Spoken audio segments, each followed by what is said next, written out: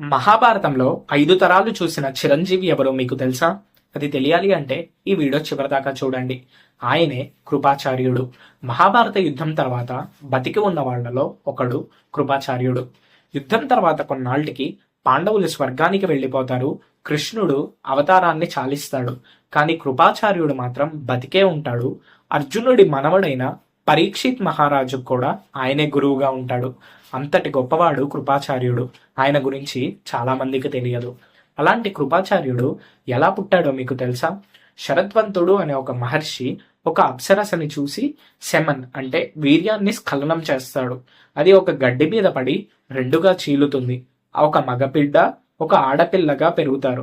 భీష్ముడు ఫాదర్ అంటే శంతన మహారాజు అటుగా వెళ్తూ ఒక భటుడు అక్కడ 2 పిల్లలు ఉన్నారని చెప్తే వాళ్ళిద్దరిని కృపతో తెచ్చుకొని పెంచుకుంటాడు కాబట్టి ఆయన కృపాచార్యుడయ్యాడు.